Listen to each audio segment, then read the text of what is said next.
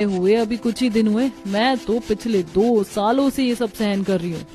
दोनों देवरानी जिठानी लौकी कसकर कढ़ाई में दूध डालकर उन्हें काफी देर तक जलाती हैं और चीनी डालकर कुछ ही देर में लौकी की मिठाई बनाती हैं, जिसे पूरा परिवार बड़े ही चाव से खाता है। इसी तरह कुछ दिन बीत जाते हैं और राजू का जन्मदिन आता है। इसीलिए शांति अपनी पड़ोसन को इन्विटेशन देने आती है।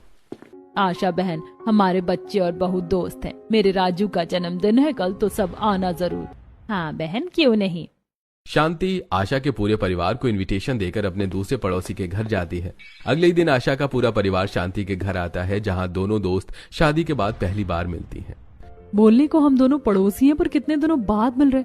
चल मैं तुझे अपनी रसोई दिखाती हूँ। तुझे पता है यहाँ कांच के बर्तन, मिक्सी, ओवन, माइक्रोवेव, रोटी मेकर, इंडक्शन, फ्रिज, सब कुछ है।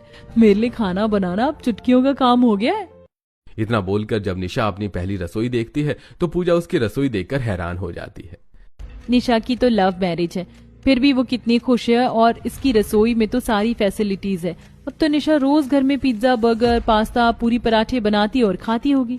और एक मेरे पुराने जमाने की रसोई है। मेरे घर में तो सबको बाजरे की रोटी, हाथ के पिसे हुए आटे की रोटी, चावल, हाथ की बनाई हुई लस्सी, चटनी चाहिए होती है। अब समझ में आ रहा है दुनिया क्यों तकनीकी को आगे बढ़ाना चाहती है।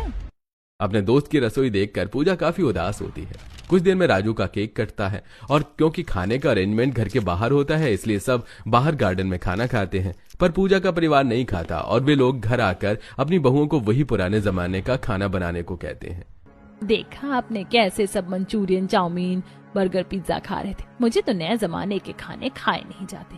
बहू, तू तो हमारे लिए वही बाजरे की रोटी, उबले हुए चावल, लस्सी, थोड़े से प्याज और अचार ले आ। आशा के कहने पर फिर से कविता और पूजा रसोई में जाती हैं और पूजा जब चूल्हा जलाती है तो घर में धुआं भर जाता है और निशा खांसने लगती है। उसकी आंखों से आंसू बहने लगते हैं।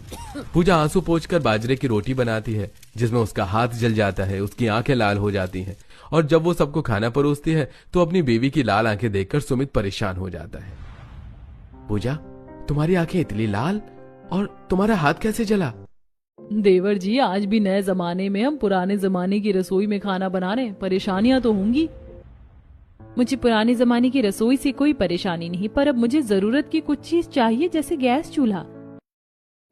बहू, इतने दिनों से बड़ी बहू भी इसी चूल्हे पर खाना बनाती आ रही है, और मैं भी। हमें तो आज तक परेशानी नहीं हुई। माँ, जरूरी नहीं कि आपको कभी परेशानी नहीं हुई तो आने वाली पीढ़ी को भी ना हो। मैं आज ही गैस सिलेंडर लेकर आऊंगा।